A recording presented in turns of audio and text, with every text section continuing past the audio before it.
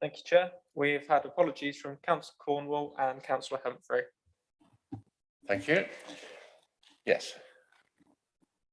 Councillor Count. If I may, Chair, apologies if the meeting carries on full time. I have to go at 3:30.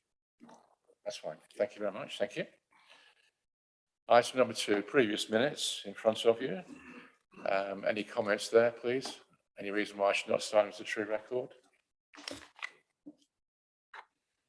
No, quite happy. Thank you. I will sign as a true record what happened on that day. Thank you.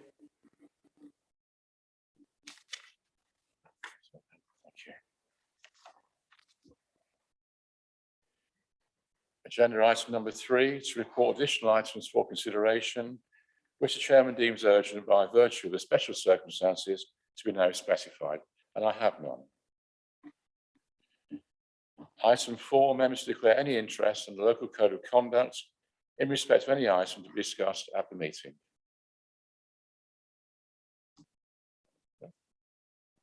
Councillor Khan. Yep. Yes, thank you, Chair. Agenda item number 6, progress on housing enforcement. I believe there's a potential conflict of interest, and just for the sake of clarity, I'll leave the room for the duration of that part of the agenda. Thank you. Thank you very much. Thank you. Item 5, updates on previous actions. We'll have the opportunity of looking through the updated sheets. Are there any comments to be made, please? Councillor Wicks. Yeah. It's in response to the point that Councillor Count actually made about levelling up and the amount of funding we're getting here in Fenland. I find the figures a little bit disappointing in the context of the need within Fenland. Okay. We've had an answer to Councillor Count's queries, I believe, on growth. You've been circulated with that? No?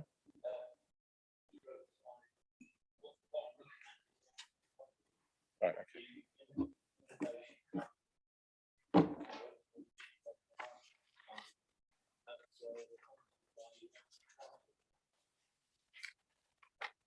Which was item 1. Thank you.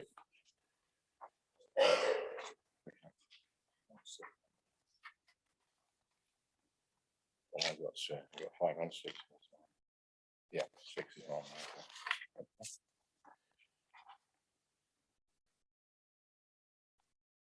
So we look to take that forward, is that what you're saying? You have no satisfactory answer.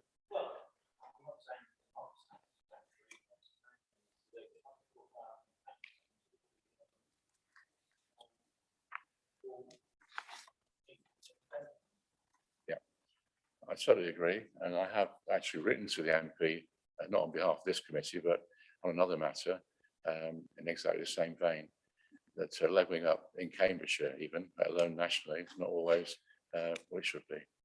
So thank you for bringing that up, and that will be noted. And I will follow that up with the MP as well. Thank you. Councillor Count. Yes, thank you, Chair. And I think Councillor Wicks raises a valid point.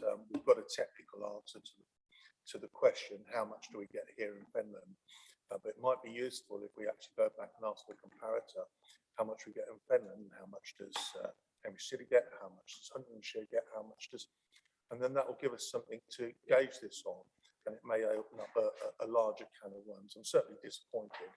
I have to say that technically we've had a response, but it'd be, if you agree, it'd be useful to do a follow-up question for more detail.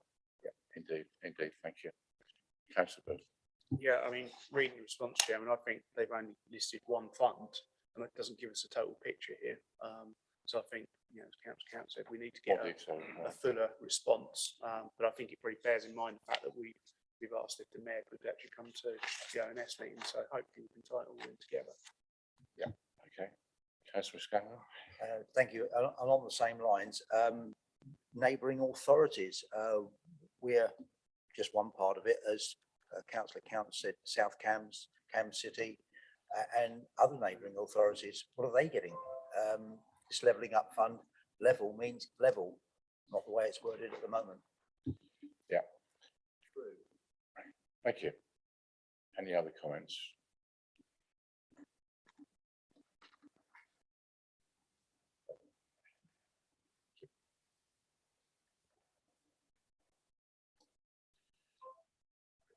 Yes.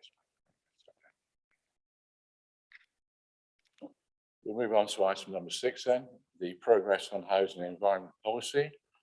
And I welcome today Dan Horn and also Joan Evans. Thank you, Joan, for being here today. Head of Private Sector Housing. I believe that's your title, is it? Yes, thank you for being here. And we have Councillor Bowden, Leader of the Council, and Councillor Hoy. Thank you very much. Do you wish to make a short presentation? We do have your report in front of us. Just say a few words, Chairman, really. So this is to update, as you're aware, on our private sector housing enforcement. You have done reviews in the past, so this is the next sort of stage of that. And also it's to bring you, prior to going to public consultation, the updated housing enforcement policy. There has been a few changes, which you can see from the document. It could have been dealt with by way of a portfolio holder decision notice, but I felt it was better to go out to public consultation and bring it here just for a bit more of openness and transparency, because if we are fining people, they need to be aware of their responsibilities ahead of time, because I don't think it's fair if they aren't, and also so tenants know what to expect too. So that's kind of a brief summary, and happy to answer any questions and give you any more detail that you would like. Yeah, I think the committee were a bit perplexed when we got the report. It took a bit of reading, to be honest, with so many deleted items. But are there any particular comments for our guests here today? Councillor Scanlon. Thank you very much. Thank you very much, Councillor Hoy, for this report. I think someone had some very sleepless nights putting it all together. It was quite in depth, and Dan Horn's smiling. Credit to the lady on the end for doing it. I just think you had a few grey hairs after this one, but no, it's an excellent report and deserves the merit of which it's brought forward. Very in depth and very, very comprehensive. Thank you. Thank you. Councillor Booth. Thank you, Chair. Yeah, I've read through it. I know members' comments about the fact that it's a crack change version, but one thing I did want to point out is many years ago we did ask officers that we receive crack change versions so we could see exactly what the changes were. So I think it's something we should continue with, because I personally find it very useful. So just with regards to that, just a couple of observations.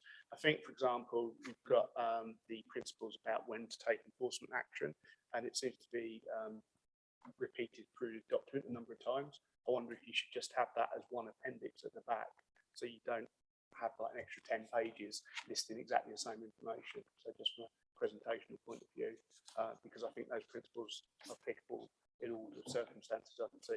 I didn't do a word for word check, but from what I could see, I think it was the same. So that's just one observation I think would be useful. Yeah, thank you.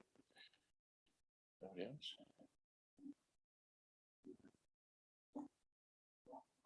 Chairman, if I just detailed slightly the change that's happened over the last few years. So Thank you. the policy, obviously, this most significant change, I suppose, is a different way of working. So you've always had in the team, you've always had Joe and Steve that were kind of going around doing your housing enforcement work. And obviously Steve, his work is also with the Disabled Facilities Grant. So they were a very small but very capable team. But as you can imagine, Fenland's a very big area. And they were given some funding through, I can't remember the name of the fund now, Controlling Migration. There's been so many different pots of money over the years, so over Controlling Migration, which allowed for 2 more officers to be employed, Angie and Michelle. And through that work, they began door knocking at various properties in Fenland and inspecting and obviously taking action on what they found. So there's been a lot of success with that. It's been really, really useful to improve housing standards throughout the district. Obviously, it has mostly been focused in the Wisbech area because that was where the fund was allocated and that was where the bulk of the issues were. When I took over as portfolio holder, I was very keen to keep that going because although the money had run out, it was a really vital service that was being very well used. And so we said, is there a way we can look to make this kind of almost pay and wash its face by, obviously you can't say that these people are being fined and look at it that way because people aren't there, landlords aren't there as a cash cow, but at the same time, they do have responsibilities in law, and those that aren't making the law, that are breaking the law need to be fined. So rather than bringing sort of anything like selective licensing, which kind of would almost punish all because everyone would be paying. It was more about, let's actually look at those that are more needing to be punished rather than everyone. So we changed the approach, and I think personally, I feel it's working quite well. We have had a number of fines been served, and in the early days, I sort of reviewed them a lot more closely. Now I don't really need to, because I haven't seen any kind of issues or any problems.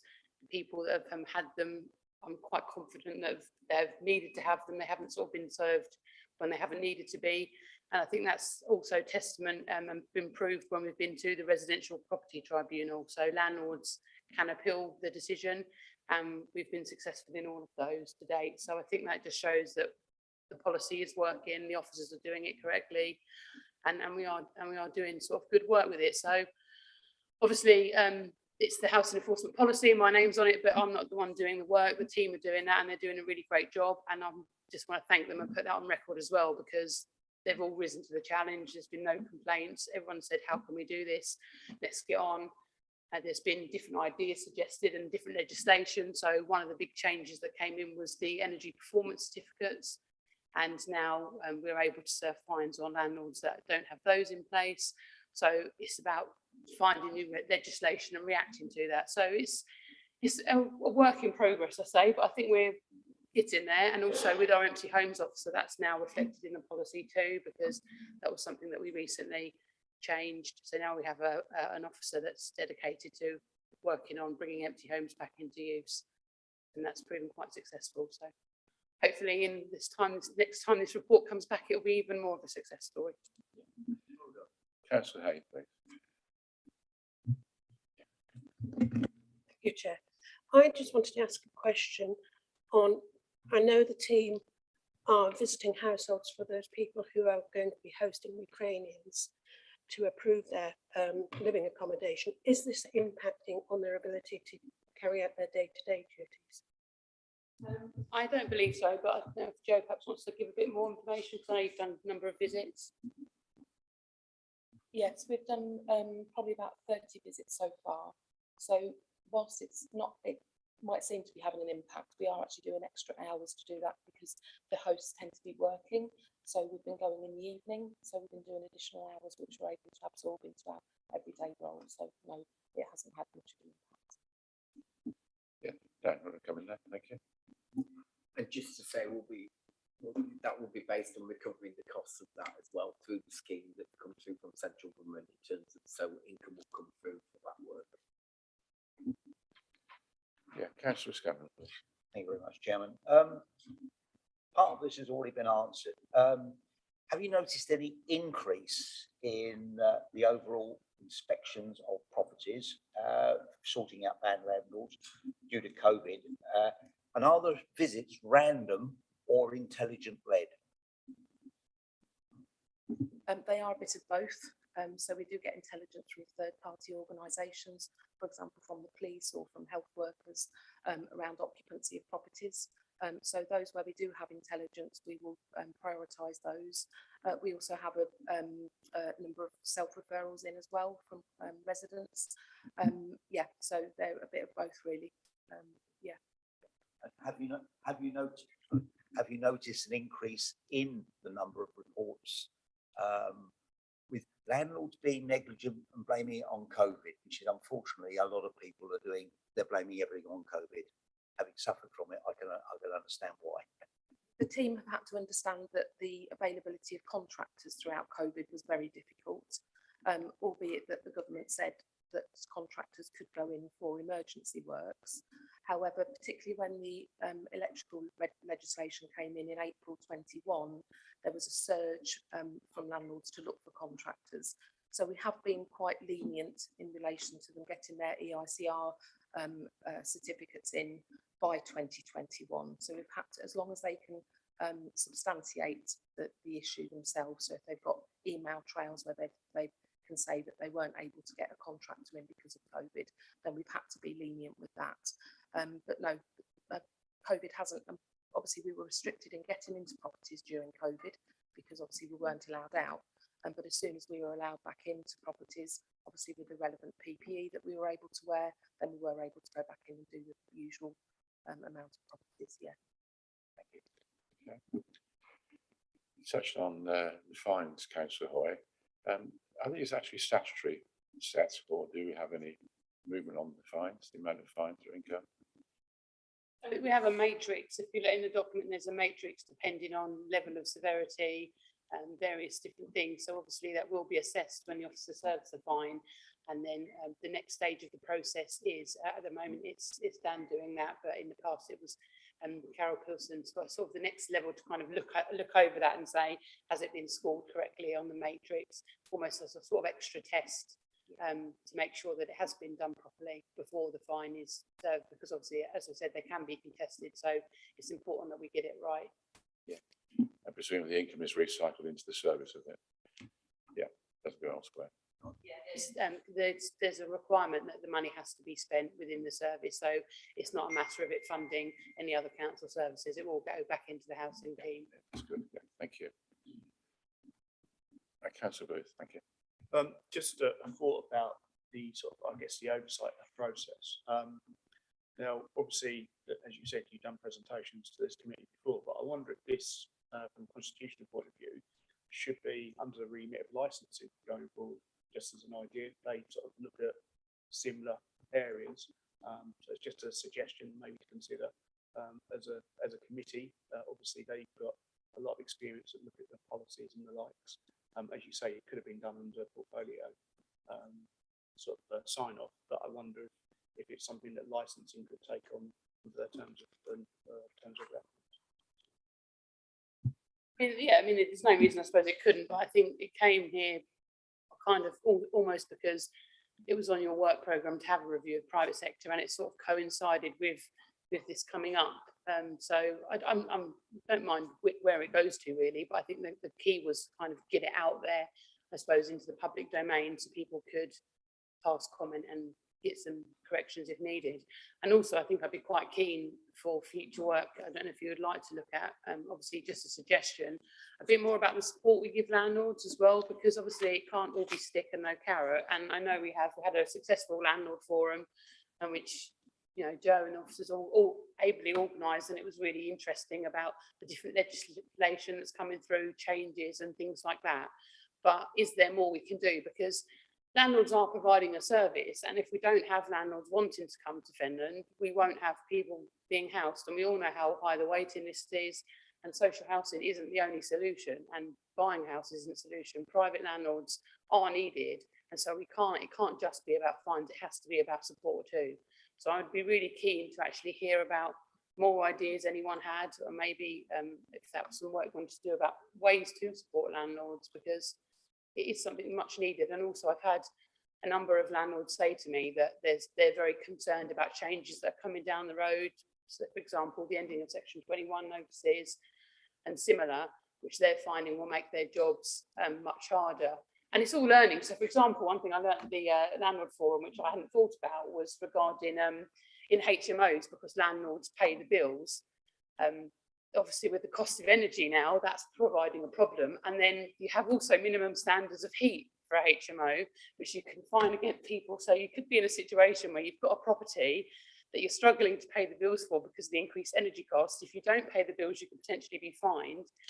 And if a landlord then says, right, well, I'm going to sell up because it's not worth it, you've then potentially got 5 households then needing further homes. So it's always different problems that present themselves, and I think often with policy, and it's not criticism of Fenland because I think it's the same nationwide, that policy always is creative with the best of intentions, but there's always unintended consequences, and if you don't fix it or you fix it in the wrong way, you sometimes make the problem much worse.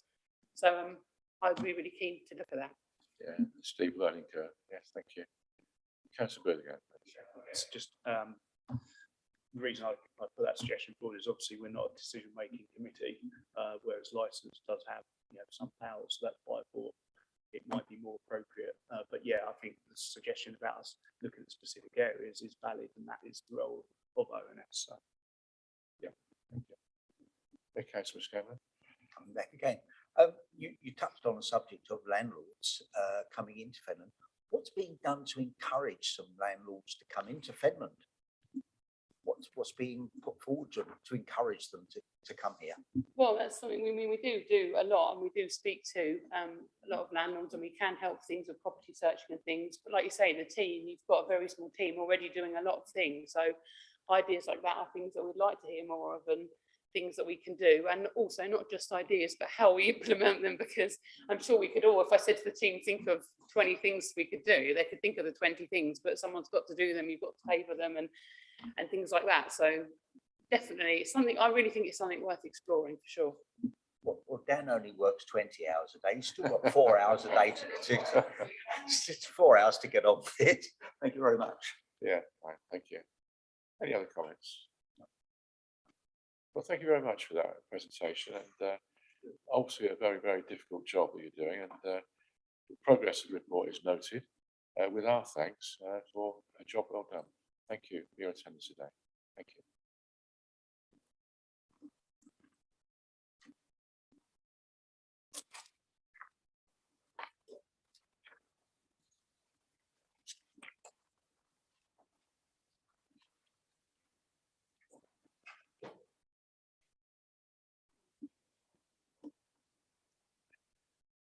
We'll get Steve back up. Thank you.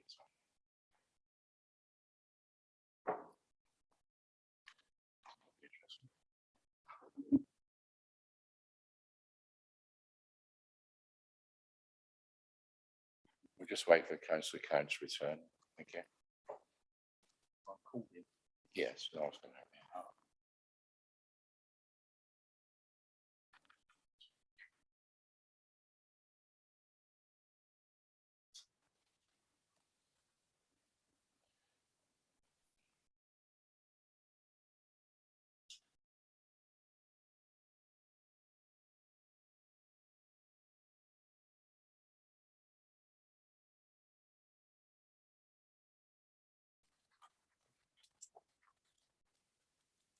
Bloody runner.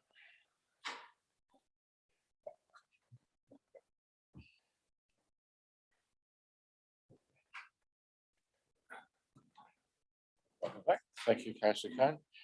We'll go on to item number 7, the cultural strategy. And welcome today, the leader, Chris Bowden, is here as a substitute, I believe, to portfolio holder Chris Seaton, or probably in his own right. And also to Phil Hughes, thank you. And also to Jamie Lee Taylor, our new Creativity and Culture Development Officer. Is that correct? Councillor Bowden. Thank you, Chairman. Just to make it clear, I'm not here as a substitute for Councillor Seaton. I don't think there could be a substitute for Councillor Seaton. But I am here to answer 2 of the questions which I've been advised, or he was advised, were likely to be asked. And he's prepared a couple of answers for me to give on his behalf. Yeah, my apologies. Okay. Would you like to give a small presentation to kick us off? Would you like to go straight into question and answers? We like to go straight into questions and answers. Okay. The paper covers it all. Been some progress since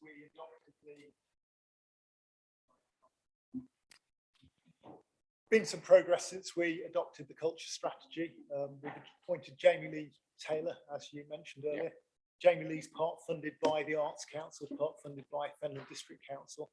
And Jamie Lee brings some capacity into the organisation to work with culture and creativity organisations and people around Fenland to push forward culture and creativity in the area, really. Okay. Jamie, do you want to say a little bit about your new role? Thank you. Yep, hopefully that's working. So like Phil said, really, it is just a case that it's about building up the network that we already have here. So Fenland as an area has a lot going on creatively, culturally, in terms of the heritage in the area as well. But there's lots going on separate across quite a vast area as well. So I'm basically here to help connect up what's happening already, encourage more collaboration, partnership working, with the view that long-term groups can come together to then go for bigger, more ambitious funds, looking to do more long-term projects to create better impact in the area. Thank you. Councillor Booth. Thank you, Chair. This isn't really relating to this specific item, but I just want to raise concern that we don't obviously have Councillor Seaton here this week or this month.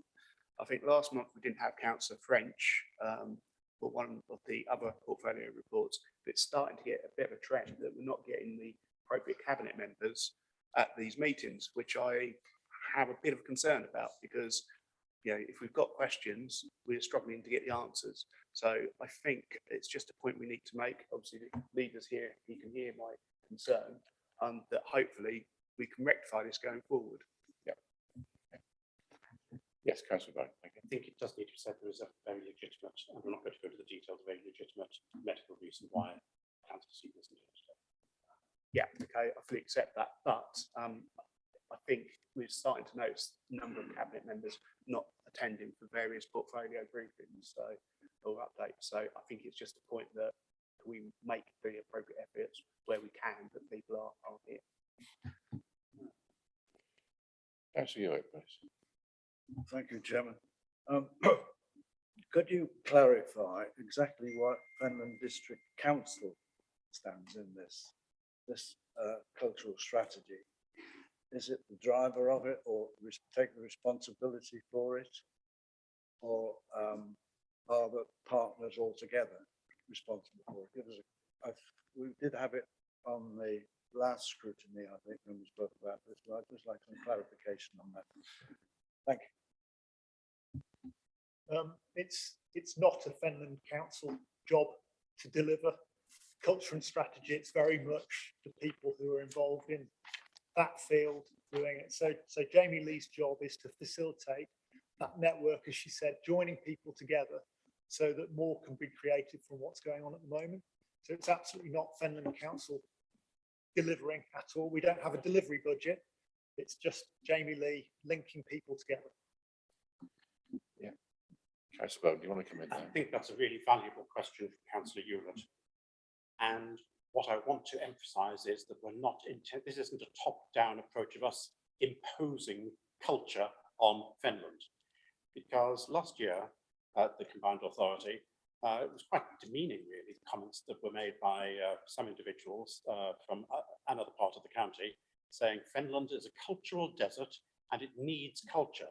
And the one thing which we don't need is for them to be sending us individuals or groups to come to explain to us how we should be using electric vehicles, using the medium of contemporary dance. We just don't need that sort of thing to be imposed on us. What we're doing here is, and what we're trying to do, is to ensure that the enormous amount of culture which there is within Fenland already is encouraged, is networked, is given the opportunity to grow, to thrive, to work with each other, and also, where it's appropriate and necessary, for facilities to become more easily available. Some of it's signposting, and but a lot of it is just to encourage the organisations and individuals who currently exist in the area. So very important indeed. This is not top-down. It's certainly not the combined authority trying to tell us what our culture should be. Our culture is our culture. It belongs to the people. It doesn't belong to Fenland District Council either. So we're very much not here to tell people what to do. We're here to encourage people to do what they currently are doing and what they want to do.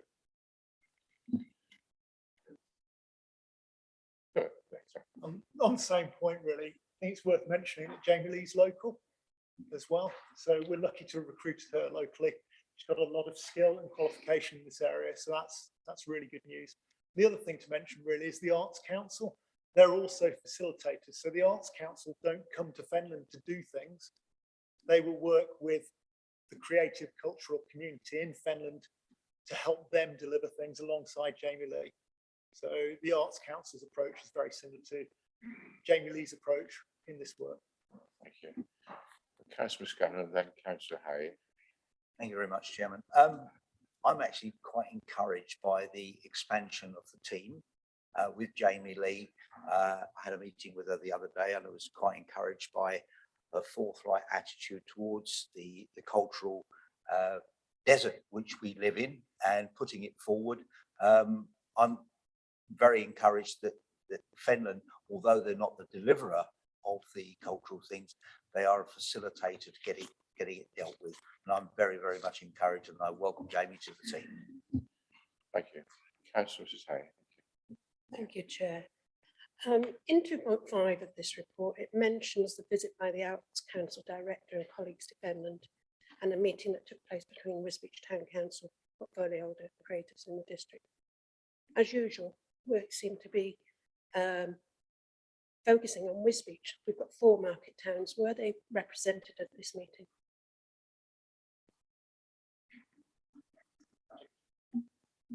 There were 2 meetings, I believe, which actually took place on that day. One of them was focused on Wisbech, given what is happening in Wisbech at the moment, the opportunities which there are, and the particular challenges that we've got in Wisbech in terms of some funding matters at the moment, and what is potentially even able to come forward with the levelling up agenda. But then secondly, there was a separate meeting which took place in March, which covered the opportunities there are, not merely in the other 3 towns, but also in the rural areas of Fenland. So that was the point at which various matters were mentioned, including to do with my own town of Whittlesey, I have to say. That's the point at which those matters were mentioned. But there was a separate first of all, meeting in Wisbech just to show the members of the Arts Council what the major issues were in Wisbech and the various opportunities that there were there. Thank you for that. It's just I'm a bit concerned because I recently attended Chatter's Town Council and basically we knew nothing at all about this. And I'm sure Chatter's and Whittlesey would have liked to have attended one of these meetings so that they could put forward of ideas in their area for funding from the Arts Council. But as it was, they weren't given the chance. I think in fairness, actually, that Jamie has indicated we could have a meeting, certainly to talk about Whittlesey, and I'm sure she would organise a meeting to talk about Chatteris. So that's something moving forward. Yeah, thank you. So this would be with the Arts Council Director, would it? Right. Okay. I've got. Yeah. Sorry, Phil. Thank you, David.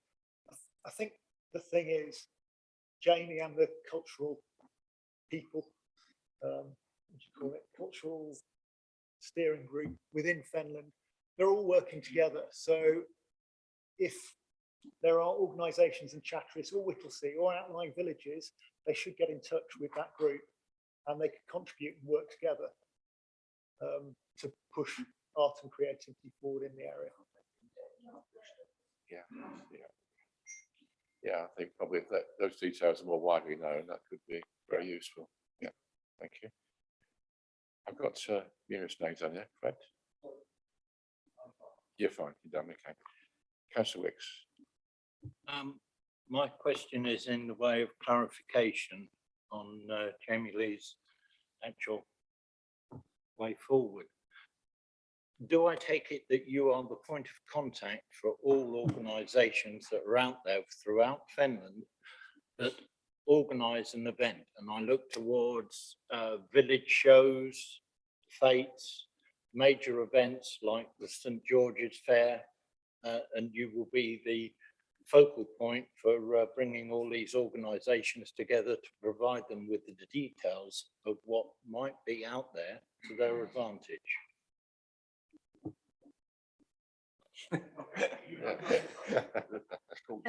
So that's the intention. So at the moment, I have a steering group. There's 28 members and counting, and that is of other local authority representatives and organisations and groups that are doing events, like you say. We have a steering group that is delivering the strategy, we're trying to. And so we're in very early stages of building an action plan for that and the steps that we need to do to be able to do anything with it. But as part of that as well, we know that the biggest challenge here is that people don't know what's going on. And it's very easy to know what's happening and what's available if you're in those circles and you're already aware of it, but it's getting that message out to everybody. So the first step we're doing with that is we've just agreed funding to be able to develop a website for the strategy. So that will put it out there in simple terms, what it is, why it's here, why it's important, who's involved in it. And it also makes it open for more people. So the connections that I have already in the last few months have been either that I know myself through just living in the area and volunteering in the area, but then meeting from there and there and there. There's obviously a lot more of Fenland that isn't currently involved in that steering group. So that's open for more people to join, to get more representation, and we'll be able to then kind of showcase what is available on that new website to share the events. In terms of what's already happening at the moment, I do have a good relationship with comms here at FPC, and if I'm made aware of an event that's happening, so things like the Library Presents programme or the Young Person event through 2020 productions in March, Amy and comms is really great at getting that out for me online so we can share it just with the general kind of audience that Fenland District Council has online. So can I take it that being involved with a number of organisations within the Whittlesea area, that I can point them in your direction with the, shall we say, drivers of those organisations to actually help you with your database that you're compiling? Yeah, absolutely. I need to kind of build up all these connections, know what's going on, to then be able to encourage everyone else to do that as well. So anything creative, cultural, send it my way by all means. Thank you very much.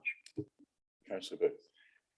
Thank you, Chair. A lot of the talk so far has been about the towns. I think Phil was the first one to mention the villages. Well, and Councillor Bowden, but okay, Councillor Bowden, then Phil. And the point I want to make is that, you know, we've got a large rural area and we cannot forget that. We've got also the issue about rural isolation, so people not being able to travel to the towns. The other thing is, you said about website, we know from past statistics provided to this committee that there's a lower uptake of use of the internet. I don't know what the latest figures are, but it was always below what the national average was. So we need to think about other ways of particularly getting the rural areas involved. One thing I would say is, surely we must have a list of organisations that we can probably approach anyway by now, just through natural, you know, contact that the council's built up over years. So you know, let's look at what we already know within the council and use that. But one thing I would say is, don't forget about things like village newsletters as a point to try and, you know, contact people, make them aware of what's happening. So, yeah. Thank you. Councillor Cohen, please. Yeah, thank you, Chair. And if you can indulge me with two separate questions, I'll ask the first one, please. And that's quite simply with this funding, with this position and that, how are you going to measure success? What does success look like? And how are you going to come back to us or somebody else and say, this project so far has been a success, we need to do more of it, here are the outcomes? It's quite difficult, really, because as my title suggests, it is development, rather than there being kind of at the end of my 2-year post a fixed example of what should have been done. But it is the case that being able to see a change over that time period. So with the new strategy meetings that are happening much more regularly, and they're coming away actually with actions every time, showing that they are productive and things are happening as each month goes by. And essentially it will come down to more funded projects in the area. So Fenland as an arts council priority place means that they're willing and able to put more money into it here for us. So if however many years down the line, we can see that there is a high number of project grants from the Arts Council being achieved here, then it's showing that something's working. Thank you, Chair. So despite originally saying it's quite difficult, you did actually supply some answers. One is, we would expect where we are at the moment, how much Arts Council funding arrives at the moment, and there to be a higher degree of Arts Council at the end of the 2-year project. The second thing is, you're saying it's development piece, you have a limited period of time, so you would be able to show that it's standalone once you're removed from the equation, hopefully to move on better and brighter things for us, but that network continues and doesn't fall apart because you're no longer funded. So there's a couple of measurables in there, but I suggest that is perhaps a question you need to take away and ponder, because we do, if we get the money, need to be able to show that it's worthwhile in order to get more money. If I may move on my second question here, the one I've seen versions of this over the years, and I've seen people arrive and they have done some fantastic arts projects, you know, whether it be ballet to exemplify the use of electric cars, or whether it be potato stamping to show how you can do a flag, and then you're supposed to end up with all these plants and all these people involved. But what worries me about all of those examples is how transitory and how much they came to a full stop. and they did not leave the legacy that I was hoping that they would leave. If they were leaving a growing legacy, there perhaps wouldn't be a need at the moment. And where I wanted to ask was the heritage side, apart from the existing heritage, what are your views on aspiring to some sort of heritage legacy? So we're talking about some physical results like sculptures, installations like that as part of the culture package, so that in 10 years' time, somebody can look at something in a park and say, you know what, that happened because we were doing something, whereas some other things may have been quite transitory, looking for more revenue savings. So it's very much the installation part. How does that figure into your thinking? And is that part of this networking to get people thinking about where the permanence is? Thank you. I think that's definitely a really common concern amongst a core group that I have and also the steering group, because they're people that are far more experienced than me, that have worked in the area across many different industries for a long time, and they've seen it happen so much as well. And so there's that concern that kind of work is coming in, it's being done, and then there is no lasting impact of that.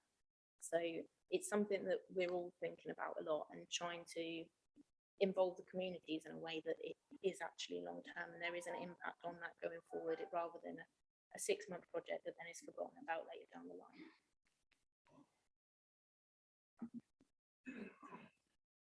Yeah, you have a third question. See, that was it.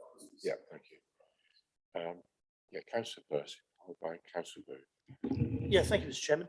Yeah, it's quite ironic, really, because in my own election manifesto, I actually put in there that the town and the area has so many hidden gems, lots of lesser known gems, hidden gems, businesses, clubs and associations, which I think is exactly what you're trying to pull, sort of to emphasise and promote.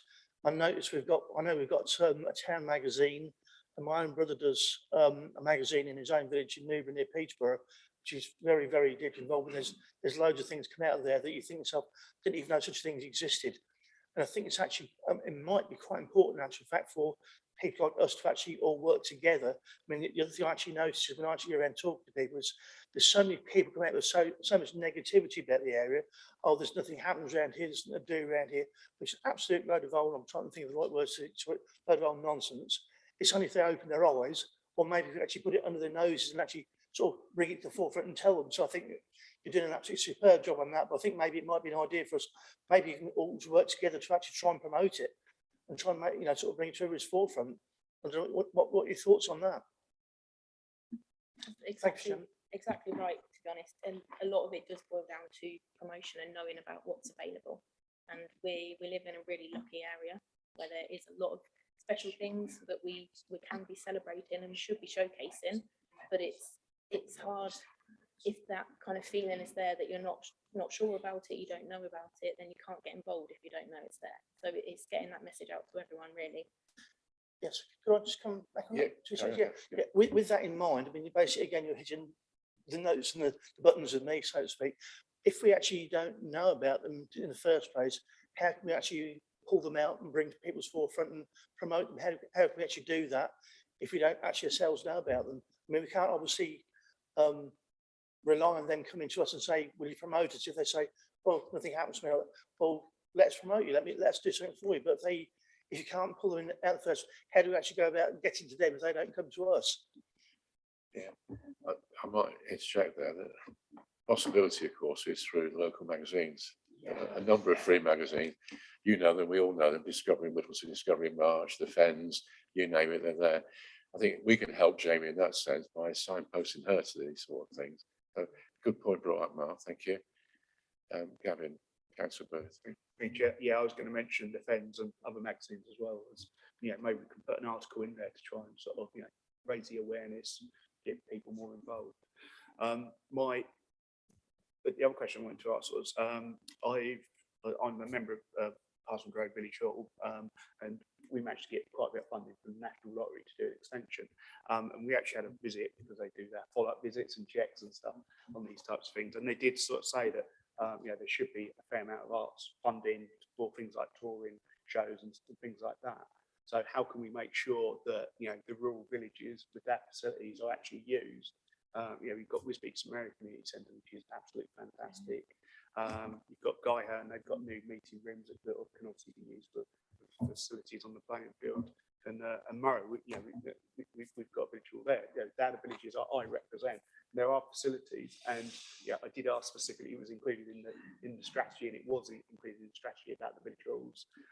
But how can we ensure that those facilities are used, it's tapped into with these other projects that are ongoing, so that villages aren't forgotten about. So the touring idea is something that is coming up quite a lot actually, because for an arts production company, let's say, that wants to put on an event, their automatic thing would be to go to the towns or to the largest town or to the largest marketplace.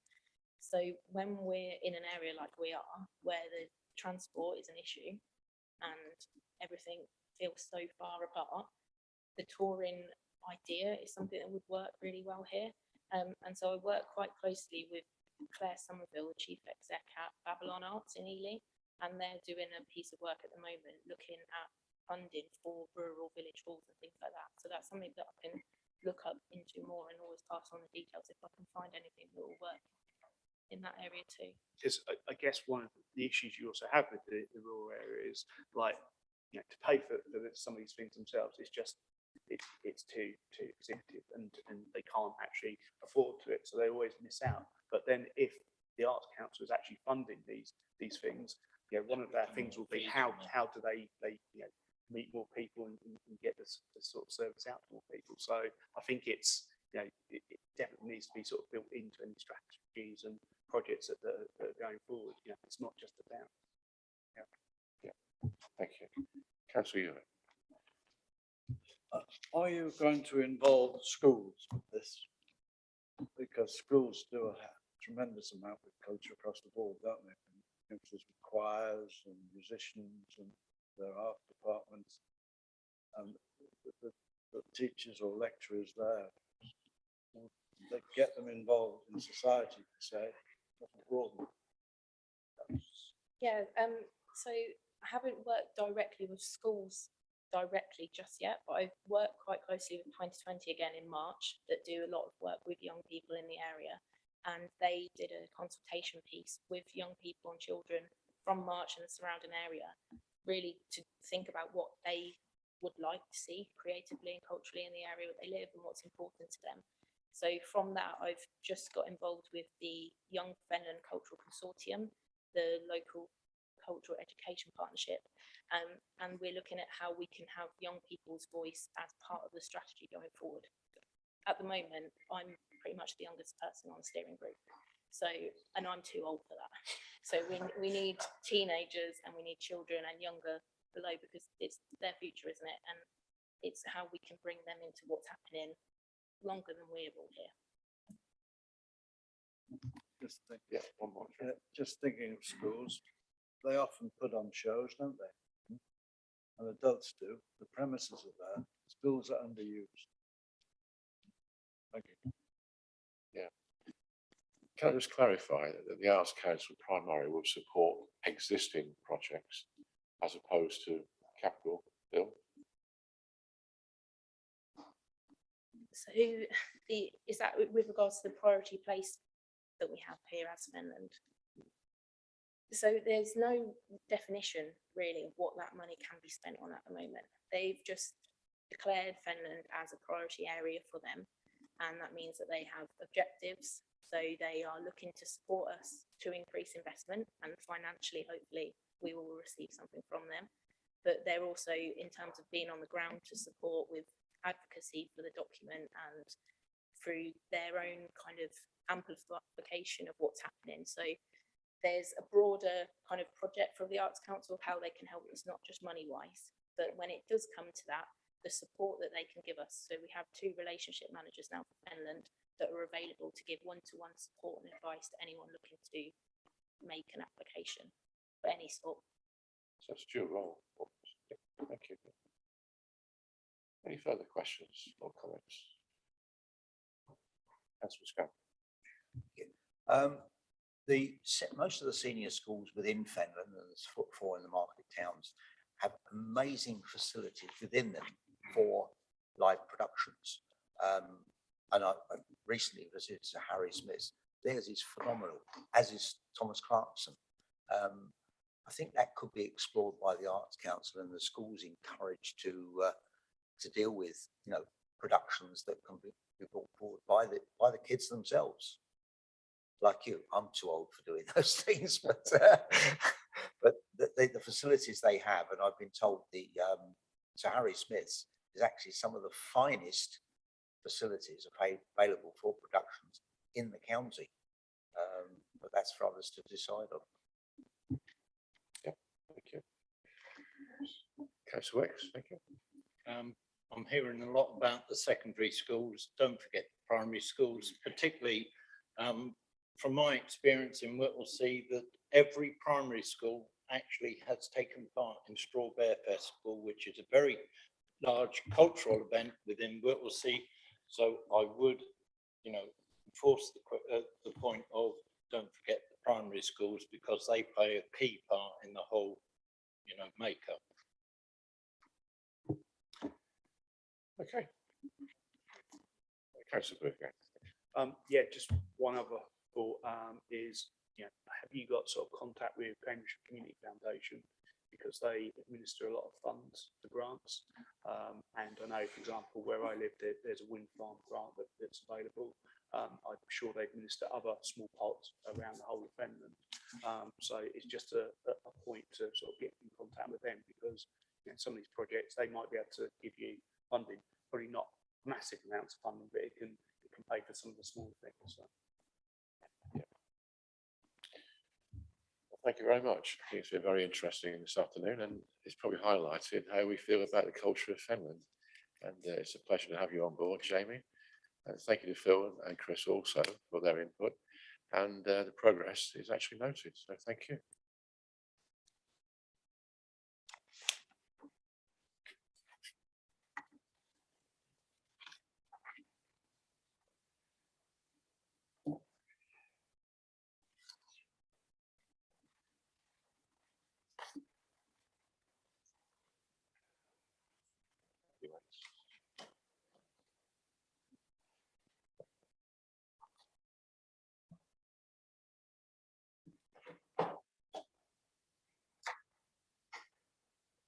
Item 8 on the agenda is the commercial investment strategy and the investment board update.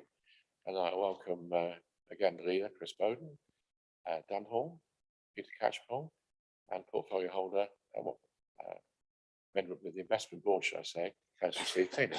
Welcome to you all. Do you wish to make a short presentation on your progress to begin with, please?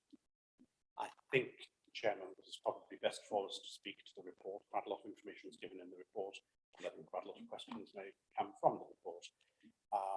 We have continued to work towards the overall objectives that were originally set, but within a changing landscape.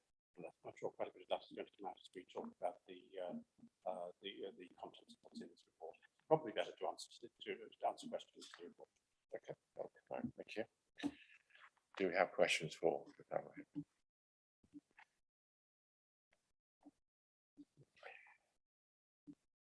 Yeah, kick off. Councillor Burke, thank you. Chair, aren't there some questions already been provided? Is it worth There have starting? been, yes. Starting Anyway, with you have those additional first, and then questions that, yeah. seem logical. Yeah. You indicated things. Yeah, okay. You indicated things have slowed down a little bit recently through various things, but I think we would be interested in how developments are likely to proceed in the next year or so on various projects. That actually enlighten us on those. As far as what will be developing in the next year, the first thing is I can't give you a definitive answer on that, because opportunities arise sometimes very unexpectedly. And we know from experience that we have to be quite nimble when dealing with this. When an opportunity does arise, we need to be able to evaluate that at a high level very quickly, which we do internally. And we have to be prepared, if that internal evaluation is correct, and if necessary, to go to get some external assistance where it's required. It's very often required, in order to ensure that the council and that FFL would be doing the right thing in moving forwards on any particular opportunity. So I can't speak on those opportunistic possibilities which will occur over the course of the next year, other than to say we are constantly alert for them. In fact, we have agents who are looking for these things for us to report to us, so we find out about them in advance. As far as the things which we have in train, the two areas where there will be the most substantial progress in the next year will be the development of the land at the Elms in Chatteris and the development of the Neen waterfront in Wisbech. The development at the Elms in Chatteris will come first, I believe. It will be the first we will see moving forwards towards a project for, which will be entirely a housing project. The development at the Neen waterfront, which is more varied, but also in financial terms, in some respects more challenging, is something which is going to be come second to the in terms of timing. But the two projects are being pushed forward together. I think we'll probably see the planning for the Elms coming before the planning for Neen waterfront, but quite a significant amount of preparatory work has already been done, and we're moving forward positively on both, and there will be significant progress on both over the course of the next 12 months. I think what the committee might be interested in hearing is that with any investment, there's certainly a lot of consultancy fees involved. Could you comment there on where we are with consultancy, etc.? Thank you. We are somewhat constrained, even though we have the FFL setup, which has been established. We are somewhat constrained by the fact that we are ultimately a public body. And being a public body, even with a wholly owned subsidiary, which is a limited company, means that sometimes we are required to do things which are maybe over and above, maybe more belt and braces than may be the case for a purely commercial organization. And sometimes this is just absolutely required. An example being, as far as consultancy costs are concerned, the establishment of a base value for the two sites that I've just mentioned, the Elms at Chatteris and the Neen waterfront site in Wisbech. Now, if we were a commercial organisation owning this and wanting our subsidiary to develop them, we wouldn't go out to consultants to get a valuation. We'd create a valuation for ourselves, probably one which was to the greatest tax advantage, and we would utilise that. However, because we are a council, there are various legal constraints that we've got. There are various expectations that there are so far as transparency and accountability are concerned. And with the transfer, even internally from the council to its wholly owned subsidiary, our Section 151 officer, for example, has legal obligations that he has to be able to satisfy. And he can't reasonably satisfy those legal obligations in the case of assets with such a large value by utilising the skills which we do have in-house, I have to say, but by utilising the skills of our in-house staff to say how much those are worth would not necessarily stand up to scrutiny if he were challenged on that. So we are obliged, because we're a local authority, to maybe to have more outside support, more independent support for what we do than might otherwise be the case. But generally, there are quite a number of areas, quite a number of skills that we actually don't have, or we have in limited amounts. And where we're in that situation, it's absolutely necessary to get those skills in, to buy those skills in, and to ensure that we get the necessary information or support, rather than us trying to do it by ourselves. Because one thing I can promise you is, if we tried to skimp on that, if we tried to make do on something where we didn't really have the skills in depth to be able to do it properly, you'd be hauling me in front of you in 12 months' time saying, why have you made such a big loss on something? That's understood. Thank you. Councillor Hewitt. Thank you, Chairman. Excuse me. Have you made a profit yet? What is it? And how do you see the investment board performing going forward, given the dire warnings from the government and everybody else about the future economy?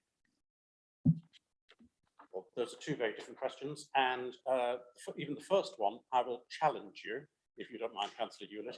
You asked, how are we making a profit? Are we FFL? Are we the council? Or are you talking about the collective we?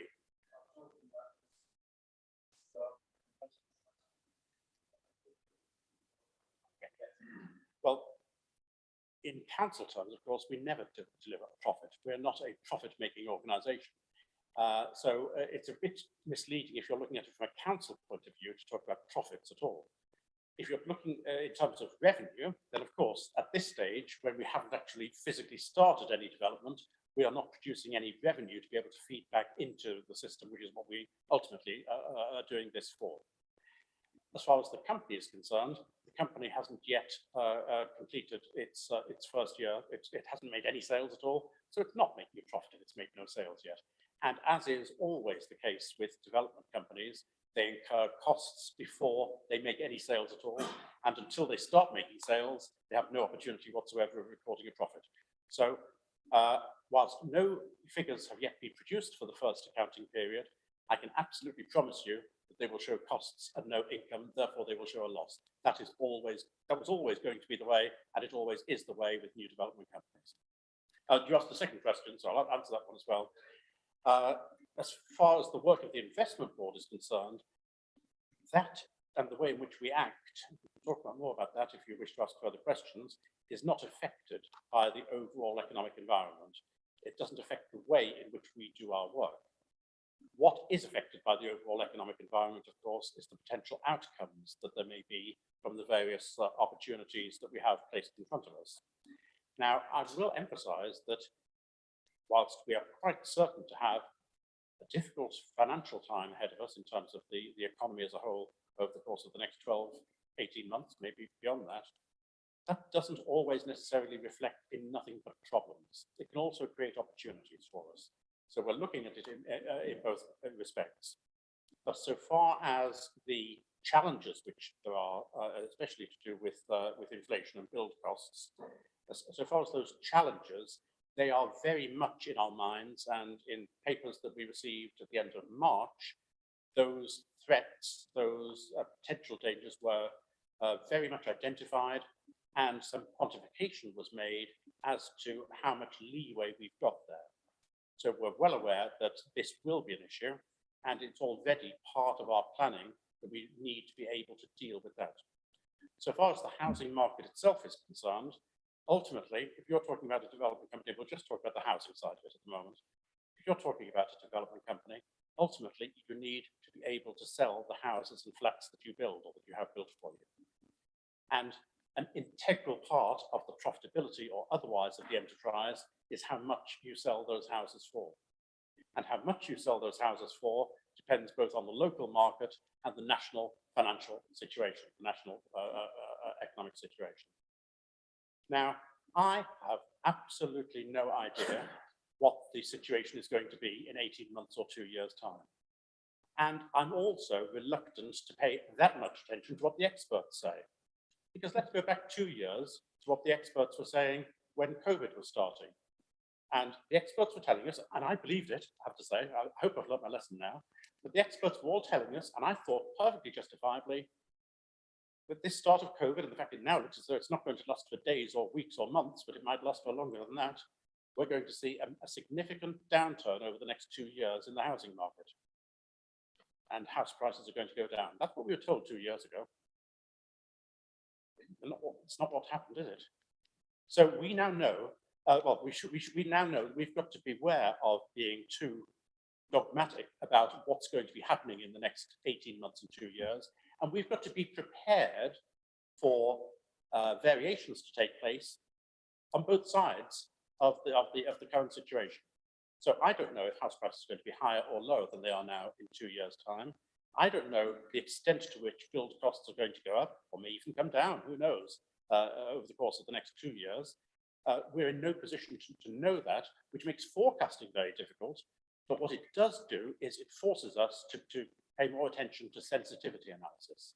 So we've got to look at the assumptions which are made and then say, well, how reliable are those assumptions, and what happens if that assumption is wrong by 10%, 20%, 100%? Is it reasonable to think it might be wrong by 100%? And could we land ourselves in difficulty?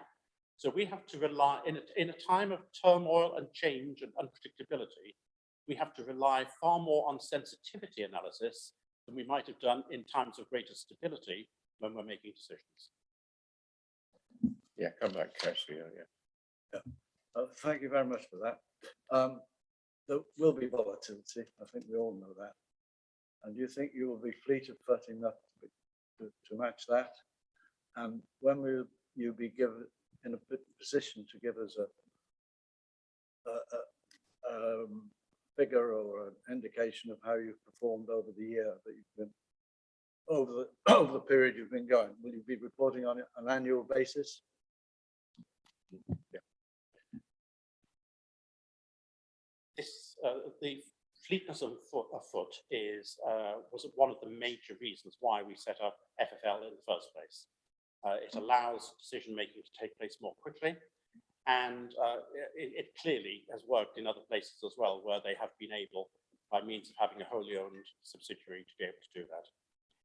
And I have to say that it has interested me just how this has worked out in practice.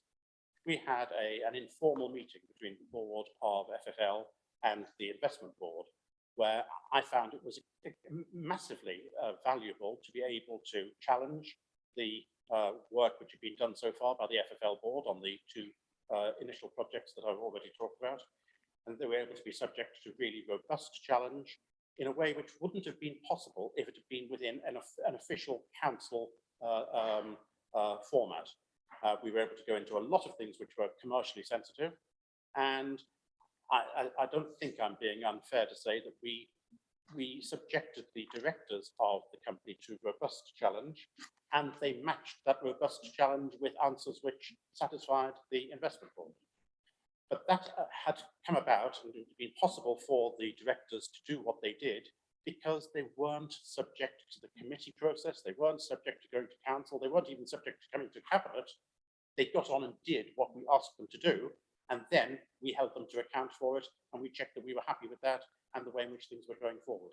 And that's where there's greater fleetness of foot, so far as the structure is concerned, that we've got, rather than all of this being done by the council itself.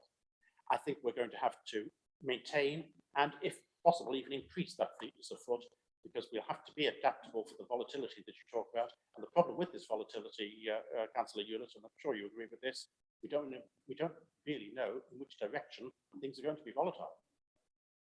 Yeah, I think the probably concern of the committee is that Fenland Future Limited was set up with the financial support of the investment board to actually make a profit, to actually plug the gap where other funds were lacking elsewhere.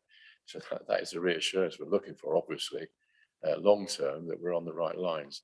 If we're not on the right lines, then do we need to have a plan B? That is where I think our colleagues are coming from. Apologies, I didn't answer the second part of the question. You're quite right, Chairman, my apologies. So far as the company itself is concerned, yes, it will produce annual accounts. Those annual accounts won't merely be made available to the Overview and Scrutiny Committee, but they will be published, of course, and they'll be on record at Companies House. So that will be done on an annual basis.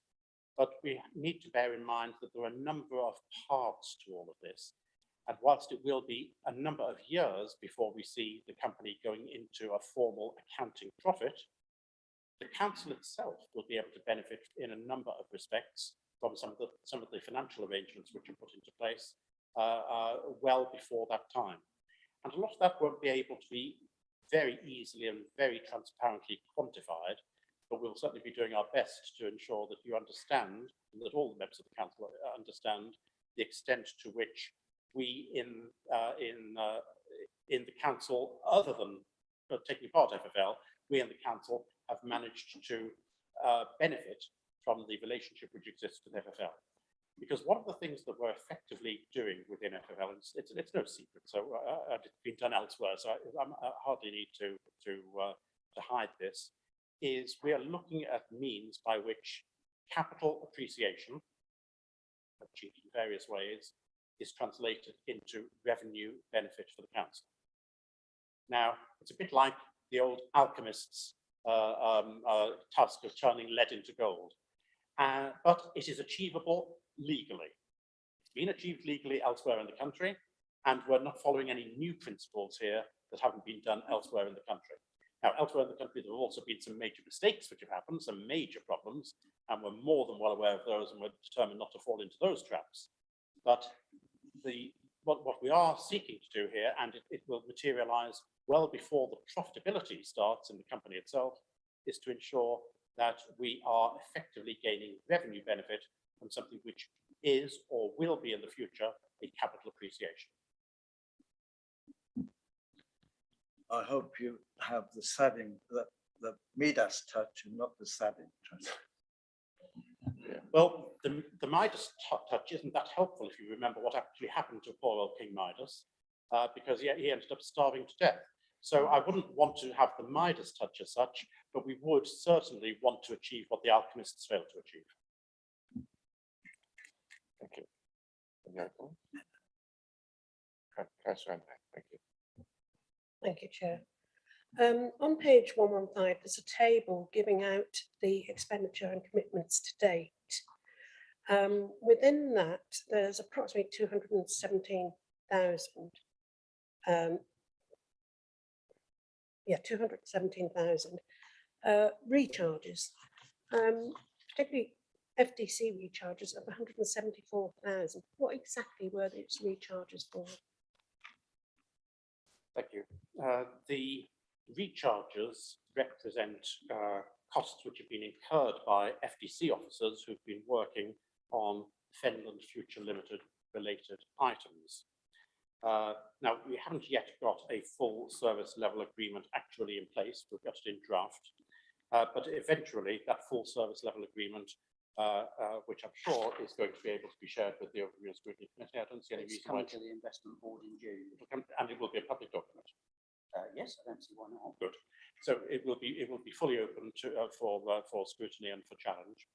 But eventually, when we do have that, we'll make it quite clear how and why and by what method various costs which are incurred by Fenland District Council will be recharged to Fenland Future Limited. So it doesn't only cover the time of various officers who are employed by Fenland District Council, but it also includes service recharges from finance, from HR, from IT, from procurement. It's quite a considerable amount. So that basically is what we're talking about when we're talking about recharges. So will they at some point be allocated over the Nean Waterfront chapters and setup costs? There is no legal reason to do that. There's no legal requirement because we are not setting these up within Fenland Future Limited as separate separate accountable entities. However, it is distinctly likely, and I've got to be careful not to go into areas of commercial sensitivity here, so pardon me if I don't go quite as far as I could, but it is far from impossible, it's far from unlikely that we will end up setting up individual subsidiaries of FFL in order to achieve the specific projects, one legal entity for one project. Now, there's more than one way of doing that, to be quite honest, but the costs themselves, these recharges and other costs which are incurred for the company as a whole will stay with the company as a whole. They will be offset against the profits which will flow up from the subsidiaries or from the joint ventures or whatever the structure may be, which are utilised for the individual project themselves. So there won't be any direct allocation of these particular recharges that we've been talking about so far against the individual projects which take place. They will all come together at the end of the day within FFL's figures. Thank you. Councillor Cohen, please. Yes, thank you, Chair.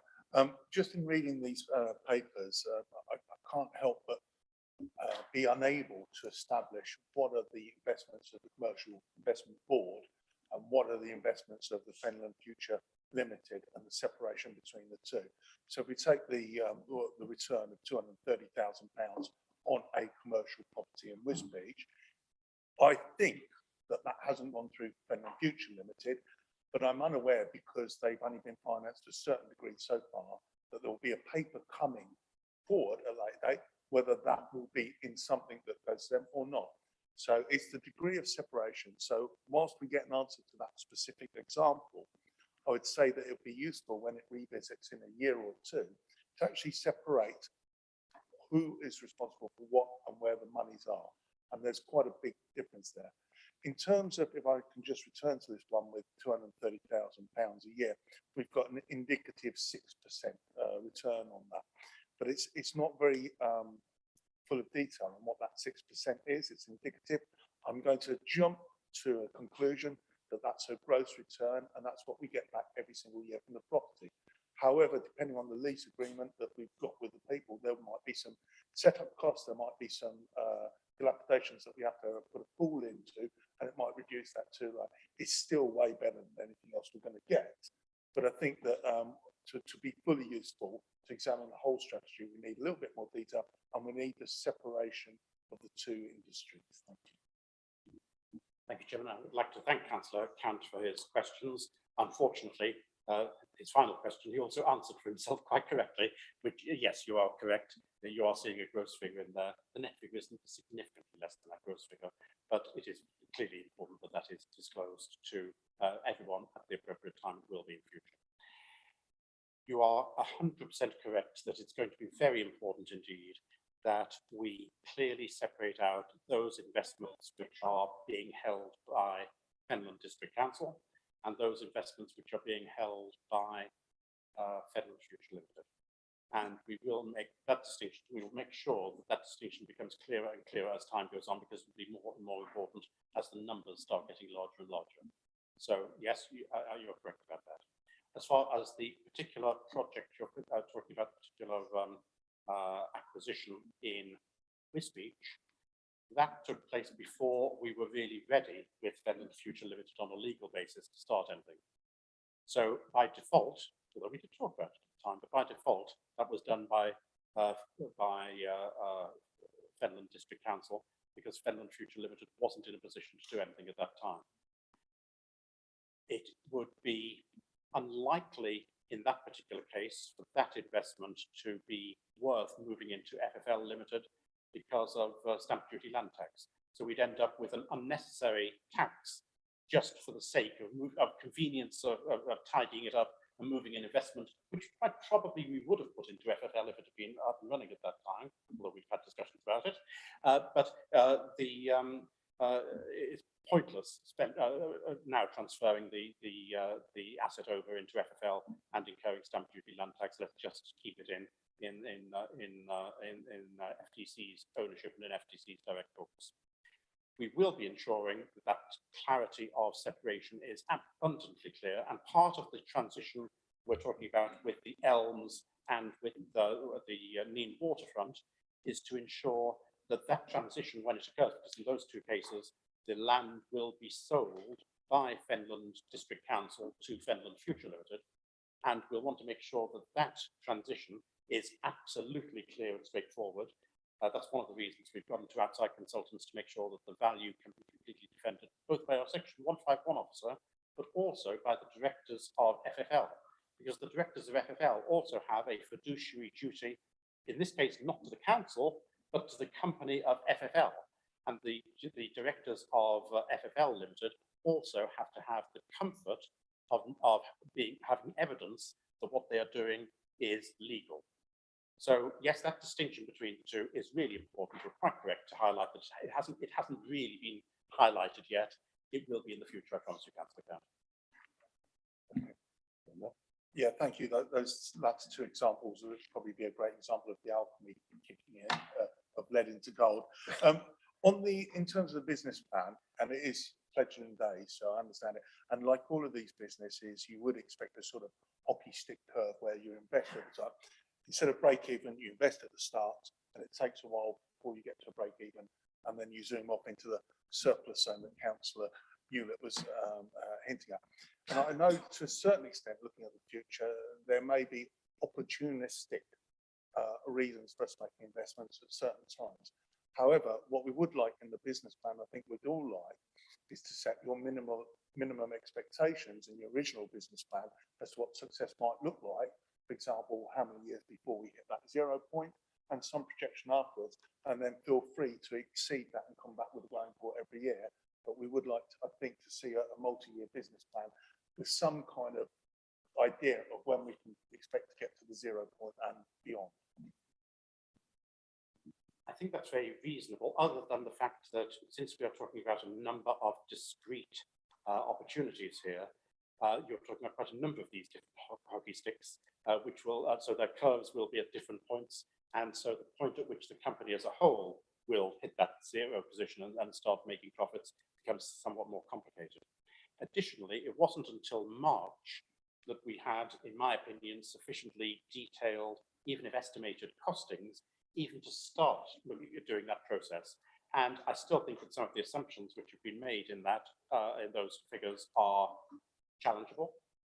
Again, subject to the sensitivity analysis that I talked about when answering Councillor Hewlett earlier. So I don't personally feel that we're yet in the position where we can produce the figures in the format that you're talking about. But you're entirely correct, and within months, certainly in this financial year, we need to be in a position to do that. And we should be, if we're not in a position to do that, then something is wrong or something has gone wrong. So yes, it will happen, but not quite ready to do that yet. Right. Still good? Yeah. Okay, thank you. Councillor Booth, thank you. Thank you, Chair. Yeah, Councillor Count raised the point I was going to ask about that 6% return, because I think if you do the maths, it's on a £3.8 million investment that the council has obviously made, and that's a direct district council investment. So I think it is very important that we do distinguish between the two, because otherwise people will conflate both, and it will get quite a confusing matter. But reading the reports, it looks to me that so far, effectively, the district council has stumped up this £355,000, because it looks to me the way it's worded, it's actually written on our books as opposed to separately. Is that correct? Yeah. Thank you, Jim. Thank you. Two questions for the price of one, so well done. But both of them completely legitimate, and more than happy to answer both. The first about the investment that we talked about, the Wisbech investment. You'll be pleased to know that you'll be seeing information about that very soon indeed, because that investment was made just a few days before, it might even be 1 or 2 days before the end of the financial year in 2021. So that is part of the 2021 accounts, and we'll be seeing those very shortly coming out in draft form. So a lot of disclosure will take place in the accounts of Fenland District Council, which will show the figures as far as that's concerned. And yes, your mathematics isn't far out, I have to say. You've certainly got the right order of magnitude there. What your second point was? Oh, the cost. Yes, those the costs which have been incurred. I need to separate out here carefully the recharges which are in there and the costs which have been incurred which otherwise wouldn't have been. And a majority of the costs which are in there are costs which would have been incurred by Fenland District Council anyway. It is time of officers, as well as costs of running the building and providing the IT services and all the rest. But they are not additional costs to the council. They are costs which are being taken out of the council's books and being charged to FFL. And it's part of the alchemy we were talking about before. Completely legitimate, completely legal, completely in accordance with normal accounting practices, but we're making a start now on taking those costs which we would have incurred anyway to ensure that they are able to be utilised against the profits which will eventually be realised in terms of the developments which will take place. When you put all of that together with the costs, particularly of financing, because FFL has no money of its own. The only money that FFL has is money lent to it by the council, and we lent it to them at what we regard as being a commercial rate of interest, based on the fact that FFL has no standing at all, no history at all. So all of this is designed to ensure that, first of all, we are reducing our own costs and utilising them against the capital profits which there will be eventually in FFL. And secondly, that we are creating a revenue stream in terms of the interest, which will come back to us, quite often the capital, which will come back to us in terms of the loan, all of which, again, is being offset against the future capital appreciation, capital profits, which will be made on the developments. All part of the alchemy I was talking about before. None of it is legal. It may not be in accordance with the spirit of the Local Government Act and the separation between revenue and capital, but as I say, we're not inventing this. We're copying what's been done by many other local authorities around the country, and in most cases done successfully. One or two cases where they've got things badly wrong. Yep. I guess that brings on to the next point, which is hinted at in the document, is that we don't actually have a loan agreement set up yet, which obviously I would have expected that to be there from the beginning, because obviously that would set up effectively what the rate of return is, which is part of your, I think, your alchemy calculations. So I'm disappointed we don't have it set up, although from what I read, it should be there by June. So are there any other areas that we need to, I guess, urgently attend to around governance arrangements that, you know, would potentially, I guess, at risk of, you know, if things go horribly wrong? Well, it would be extraordinary, not impossible, nothing's impossible in this world, but it would be extraordinary if things go impossibly wrong between now and next month. But I won't give a guarantee about that. An asteroid could come down and hit the site, for all I know, and destroy it. But it's unlikely that anything's going to go catastrophically wrong within the next month.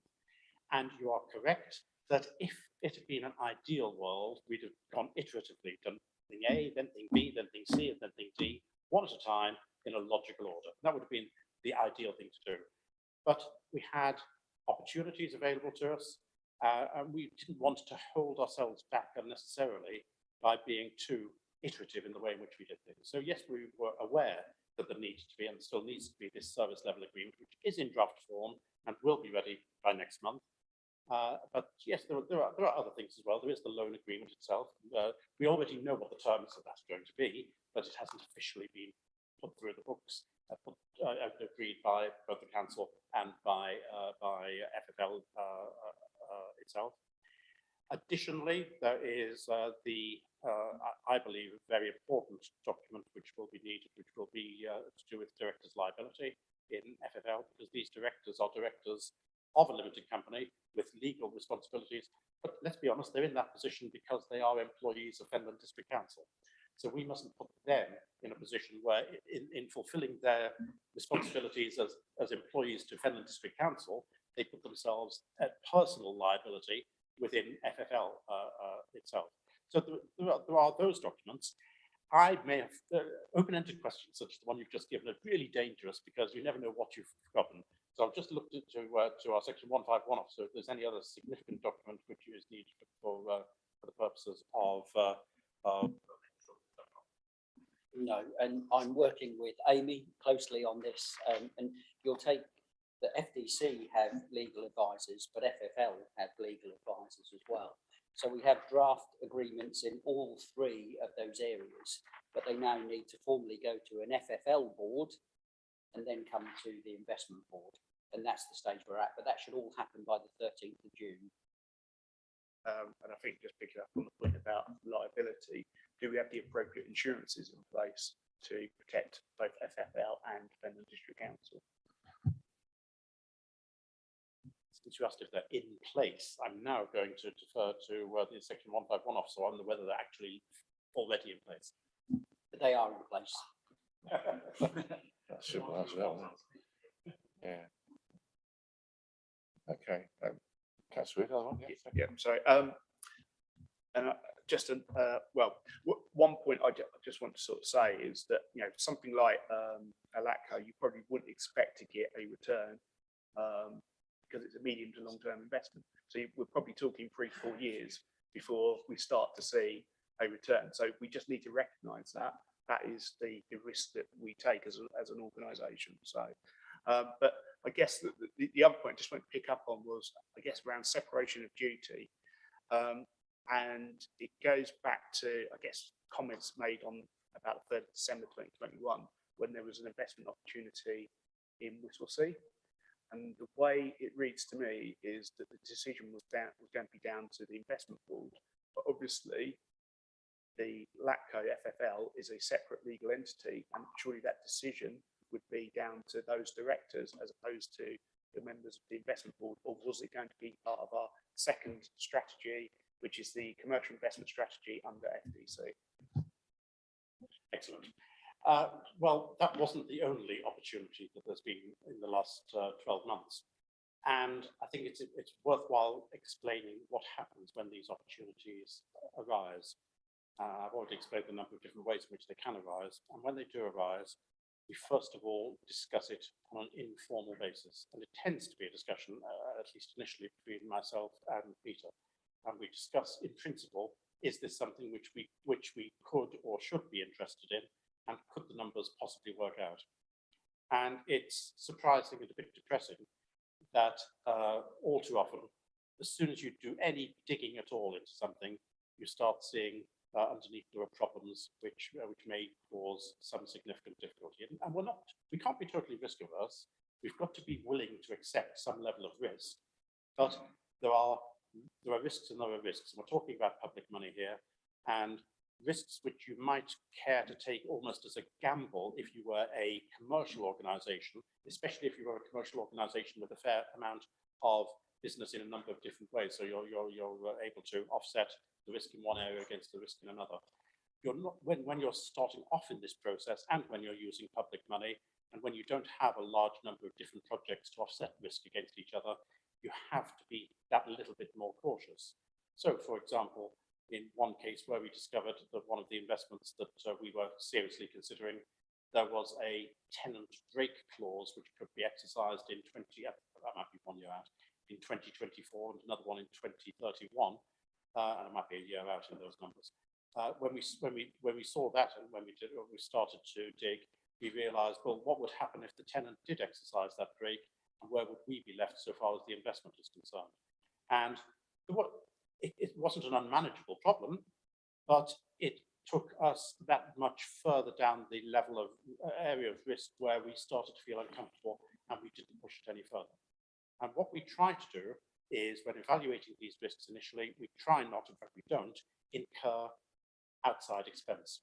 That's not our first intent. Our first inclination when we see one of these isn't to say, "Oh, let's get a consultant in and give us a report on it." That's far from being our first thought. We do the work ourselves initially.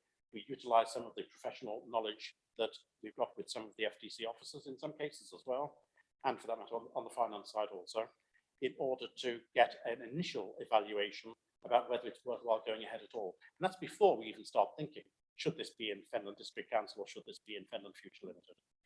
So there is a process that we go through. It's an informal process. It's a sieving process, which is really valuable and which does cause us to knock out a majority of the opportunities that we see before they get very far. On occasion, things do get further and then they're knocked out by circumstances, as you can appreciate. If something's on the market, you may well find that someone else comes in and bids 10% higher than the asking price. So things can go wrong at a later stage, but it's actually a good thing, I believe, that by using the informal processes that we've got, we manage to eliminate many of these apparently interesting possibilities at quite an early stage. Yeah, I guess the point I'm trying to make is, where's the separation here? Because it sounds like there's a lot of informal stuff happening, but legally it's the directors of FFL that are responsible. And we were always told the investment board is just an advisory body, as it were. They don't actually have final say. So, But you're entirely correct about that. But we have on the subjects that we're talking about here, we haven't got as far as going to the FFL, or for that matter, even to the investment board, on those items which have been discarded. It hasn't got to that stage of even talking about which direction we should go in. The one investment that we have had, which did proceed to completion, was before Fenland Future Limited was even properly legally set up, so we couldn't take that through the FFL approach. I actually would have liked it to go into FFL, but it was too early for us. We couldn't just hold on and wait for it, so we had to put that through FTC. So we haven't yet got to the stage of the decision which you're talking about that we will have to make at a certain point, when it would need to be put to the directors of FFL, or for that matter to go through the ordinary investment criteria that we've got here in FTC to decide whether to move forward or not.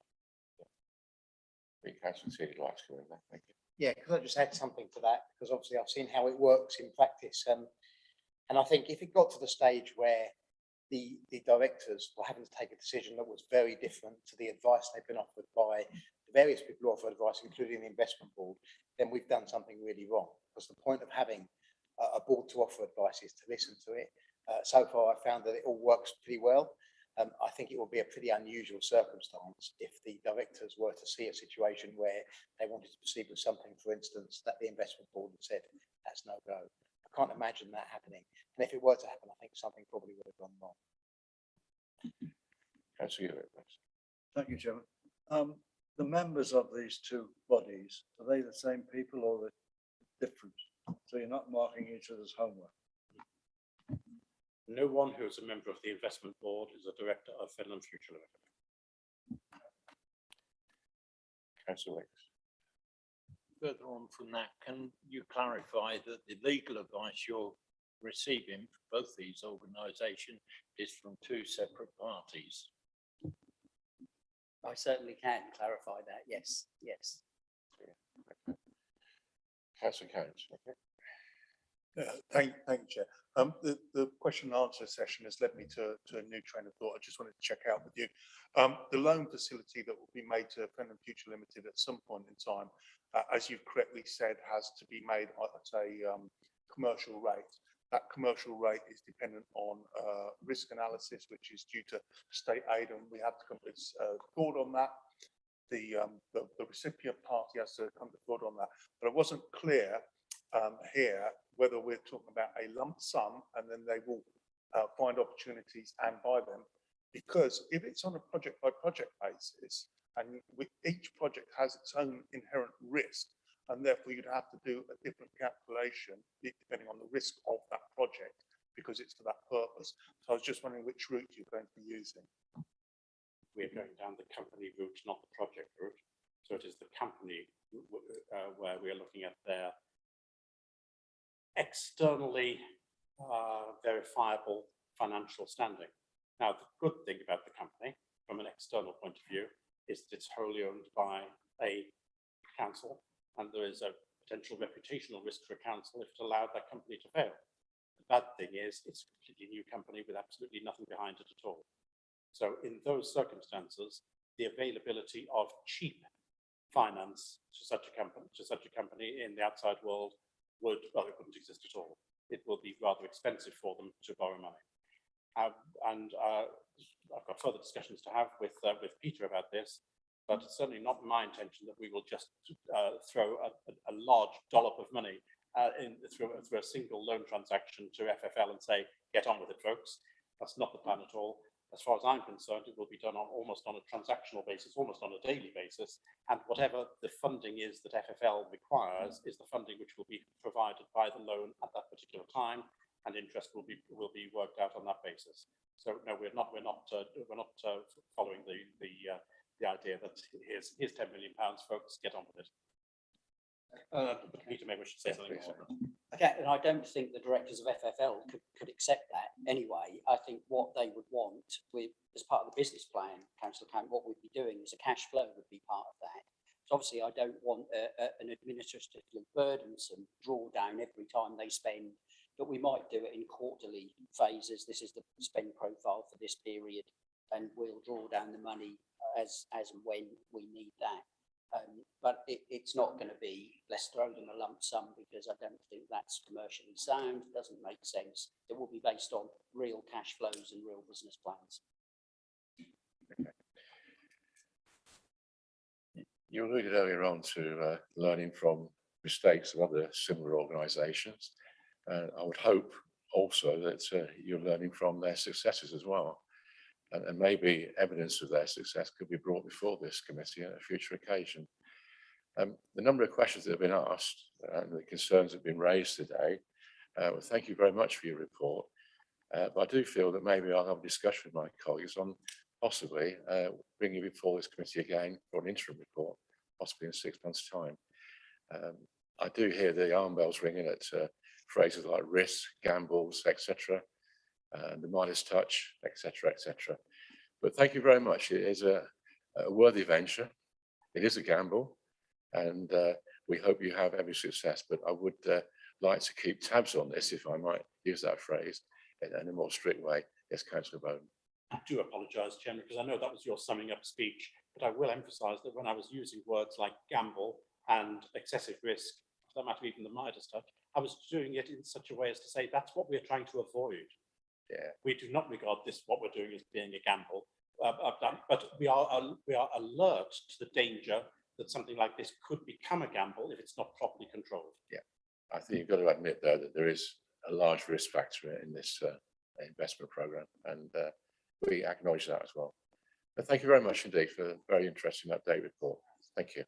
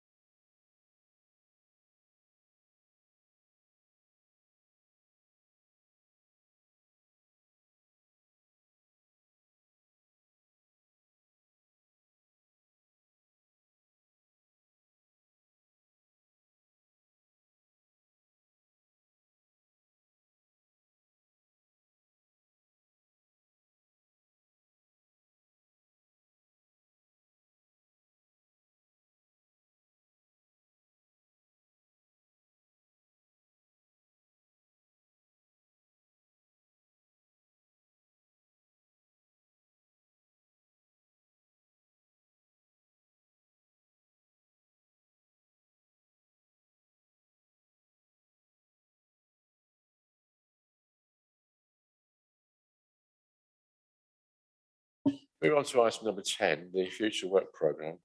I'm not sure whether I had an agreement or to ask comments about possibly an interim report, but I do feel that this is such a serious item, and it is public money, and I just really want to keep a hold on this and not let it slide off for another 12 months, where we then come back and say, well, hang on a minute, we're no further forward. Yeah.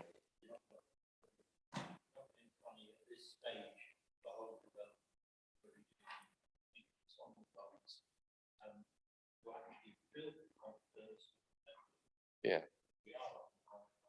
Absolutely. Yeah. Yeah. Well, with all things, really, isn't it? But this one particularly, I think, is really important. Yeah. Yeah. Gavin, yeah.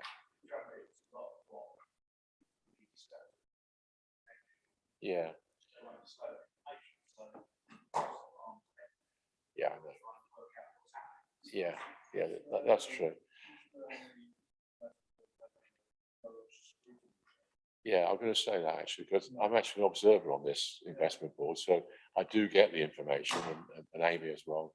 Is there any mileage of that in a private meeting? Just to camera.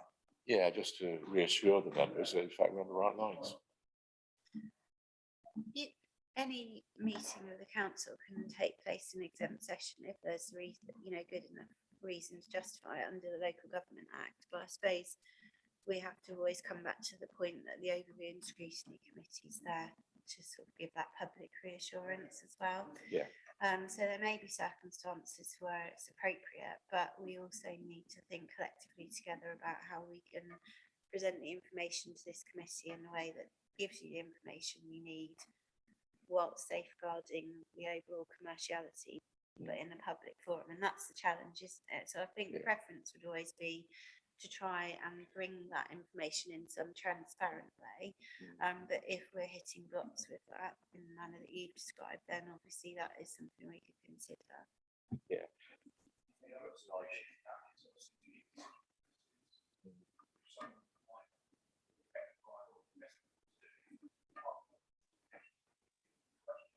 Yeah. Yeah. I mean, yeah, my difficulty is that on the agenda of these things, everything virtually is a confidential item. So where do I go with it, Can I make a suggestion? Just looking at the forward planning, we've got a meeting in October and then one in December. We could have an exempt meeting in November, just specifically for that update. Yeah, yeah, I think that's worth considering. Yeah, definitely. Most definitely is. Just the committee. Yeah. But no, what I was saying is that the October and the December meetings have a full agenda, and they are a full agenda. So it leaves November as a space. So therefore, you could have an exempt meeting in November specifically for that, and nothing else. Does it mean exempt meeting on the back of a regular meeting, or? No. There's no other meeting in November. So just that's it, right? Okay. Yeah, sorry.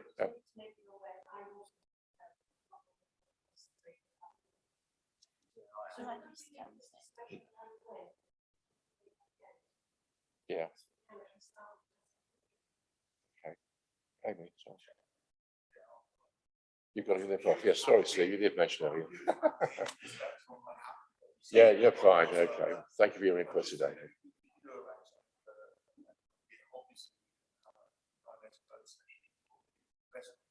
Yeah. No doubt that people involved, they may say they're willing. Maybe, yeah. Yeah, we prepare that for them. Yeah, that's true. Yeah. Yeah, thanks, Steve. Thank you very much. Thanks, Steve. Yeah, Amy. So just to be clear then, would the committee like to see a similar or a further update from the investment board and or LATCO toward the end of this year? Because I think if that's the basic premise, then subject to what's in that update, we can then decide whether it needs to be exempt or not. Because it preempts the content to say that we would definitely exempt it at this stage, because it may be that whatever they've got to tell us can perfectly reasonably be publicised. So Yeah, what yeah. we can do is we can incorporate into the future work programme a further report. Yeah. And I'll liaise with Peter Catchpole to sort of suggest when an appropriate time might be within the financial year. And then subject to what goes in that, Yeah. we can decide whether or not it should be exempt. That would be the ordinary. I think that's a good idea. Yeah. So if I then, do we want to do item 9 before councillor Haygarstow? And then we can talk about this. We can do, yeah, sorry, we jumped that one, sorry. Yeah, the task and finish group, I did jump that, apologies. We're looking for 3 volunteers to take on this task and finish group, which is basically examining various projects, making comparisons even with other authorities and how they go about those projects, and then reporting back. We're not asking today for an in-depth discussion on it. It's just we want 3 volunteers who are willing to step forward and be part of that group. And the makeup would be 2 to 1, so 2 Conservative, 1 Independent. We have had volunteers put their arm up before the meeting, but to get it formalised, I think Councillor Connell was quite willing to be part of that group. Councillor Scanlon and Councillor Wicks, is that correct? Would that be agreeable to everybody else if you weren't here at the time when we discussed it, Gavin?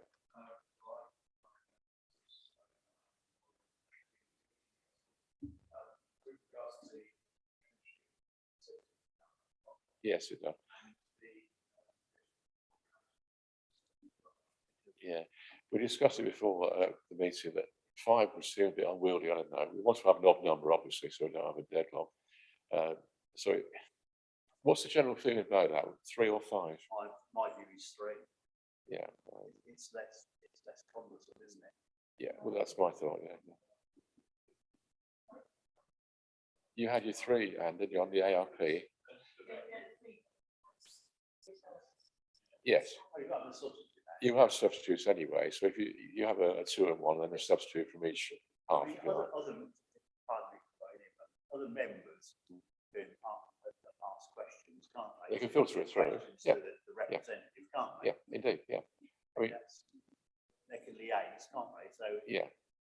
It'd be up to, for example, the independent group to go away, perhaps nominate somebody, but the other members are going to input.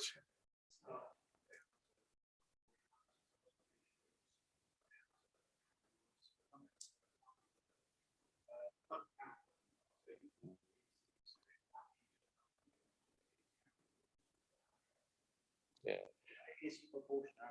I think it is proportionate. Yeah. It's proportionate. I'm not sure it's strict. We were just going to do it in the spirit of proportionality because the overview is Scrutiny committee. But if we stick with the 5, the parent can be on, and then we. You favour 5, don't you? Yourself, you prefer 5. I don't mind. Councillor Booth and Councillor Wicks want to be on it, and if you can find another Conservative, we've got 5 and the argument's over, isn't it? someone said, why wasn't he on it? I think it's trouble. If I'm going to concern, that's a trouble. Functionality there. That was from the legal. Well, she said it doesn't apply. Well, let's ask the legal officer. You got one sitting here. So obviously, I don't know what conversations have or haven't taken place. What we wanted to achieve here is a cross-party working group, and the suggestion was that it conformed with political proportionality because most of our non-executive committees do. So it's just in the spirit of what we normally do, and that has applied across the board, even in terms of some sort of outside body nomination. So it's just something that we do. But obviously the suggestion initially was that it was up to 5 people, and yourself and Councillor Wicks could both then participate if there were 3 other people who are interested, or otherwise that it will have to, I guess we'll have to, I don't know, because there's already 3 people that want to participate, so we could have 4.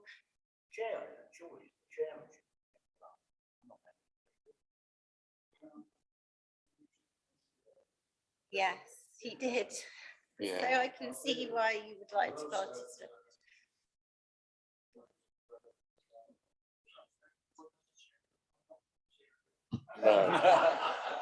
Sorry, I assumed that, Mark, but don't worry about it. Yeah. I think three is more manageable than five. It's after the committee again, isn't it? Yeah, it is. Yeah. More than half, isn't it? So, you know. Chair, I believe as this was the person who instigated this working group, that he should be given a place on it. Yeah, I don't disagree with that. No. As long as we have three, I don't, it doesn't matter to me whether Gavin's on there, Fred or Paul.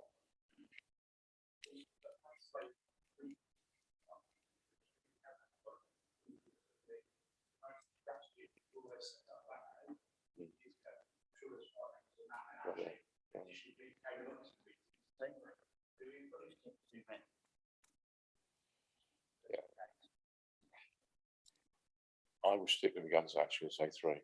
I think three is. Yeah. Now, whether you want to change the representation from your groups, up to you, isn't it? Perhaps have a little private conversation there, but I think we'll resolve with three. And go for that. Okay.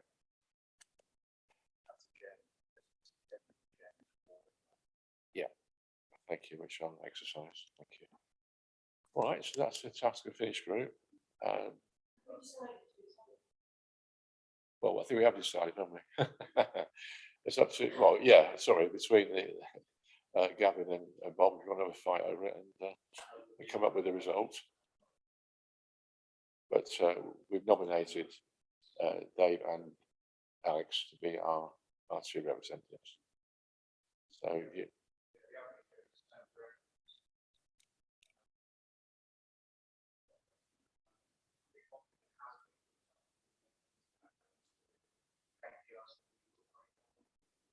Right.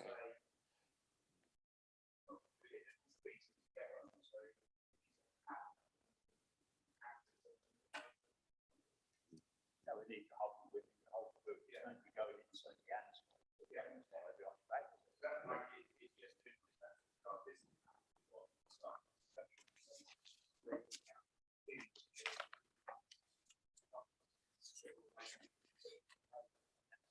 Yeah. So I believe we did challenge some of the figures on it because we felt they were being represented wrong, although the information was actually correct. They were being published in a manner that wasn't very clear. Yeah, it wasn't very clear.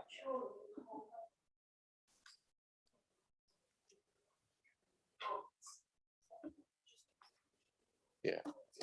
Yeah. And also, we've got to decide what day is best. There's no point in having a day where hardly anybody can make it. One out of three. They were here, aren't they? No, I'm sorry. I'm sorry, David. At this moment in time, I couldn't agree to a date because I have No, I'm just saying, well, we have, it's not breaking neck speed, is it? No. We can sort of, next week we can. Yeah. Wednesday's there, we obviously planning all day and then sleeping. So I think if I can come in here, then obviously because we're not subject to the same constraints that we are when we're organising public meetings, then clearly we'll liaise with you to make sure that it's on a day that everybody can make. And once, obviously, now we've confirmed who's going to be attending, then we will try to put those dates in going forward so that they're sort of fixed in people's diaries. But if somebody's circumstances change, then obviously you can either send someone else along or we can rearrange it. I think we can be quite flexible with people's commitments.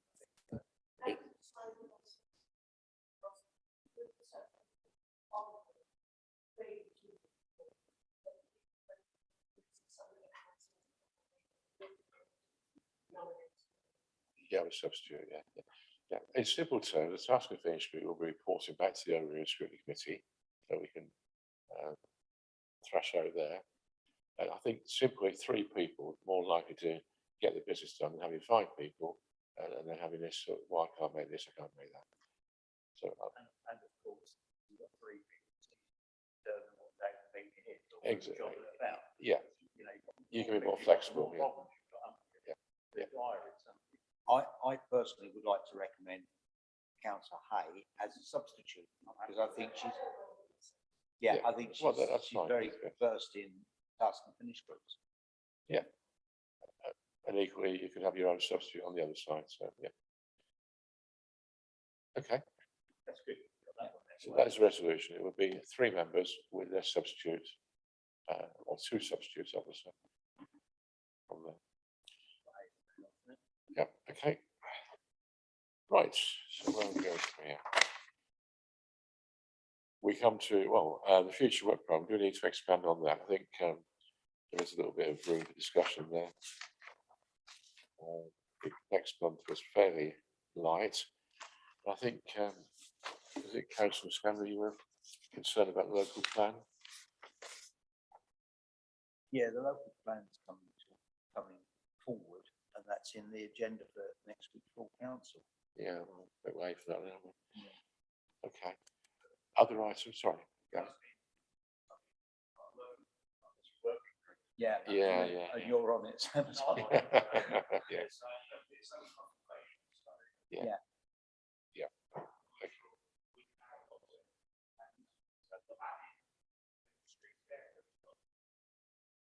Yeah, okay. Is there any other items you'd like to include on the future work programme then?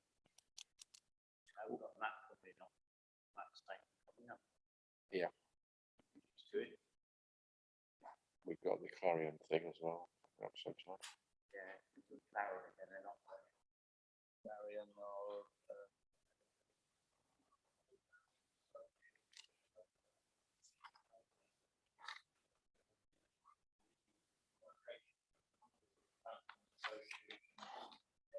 Yeah.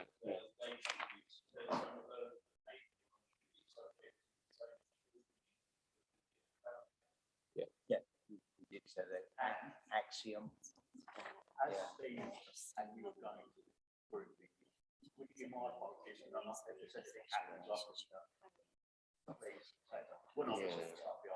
There's others as well, isn't there? Yeah, okay, see what you mean. Thank you. Yeah, there is. Sorry, there. That's what, sorry.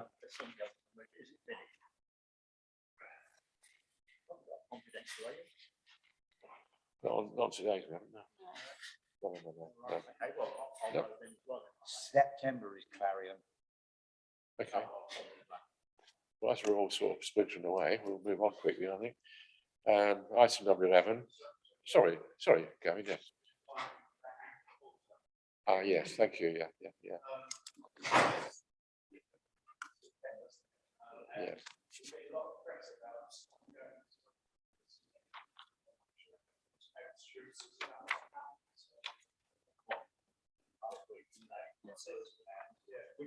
Which is a nominal sum for them, really, isn't it? How much would a local business get?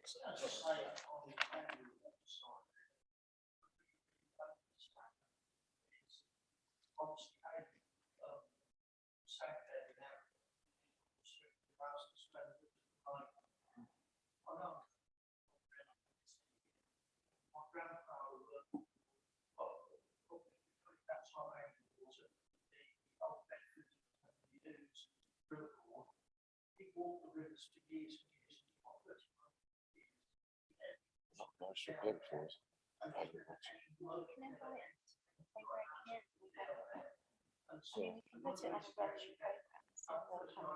Yeah, okay. Let's do that.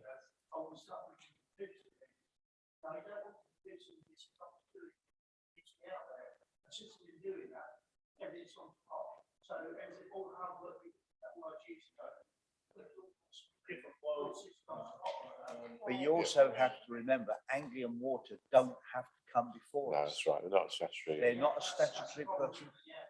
They can agree to come to us, but they don't have to. However, they have been quite cooperative up to date, so Yeah. it may well be they would come back. So, well, This aspect of pollution came up this morning and it is the case of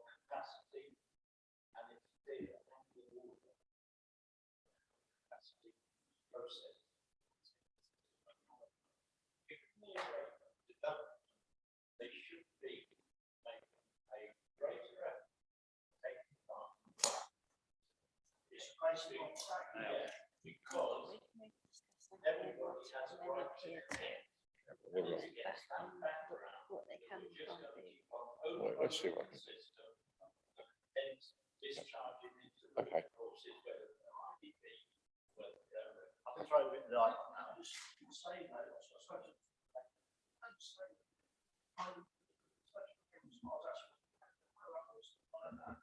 But it wasn't just angry walls.